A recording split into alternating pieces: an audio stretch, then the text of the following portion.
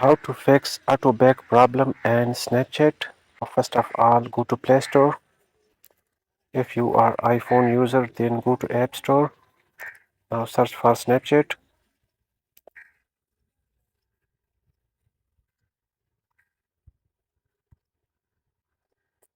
After that, update the app.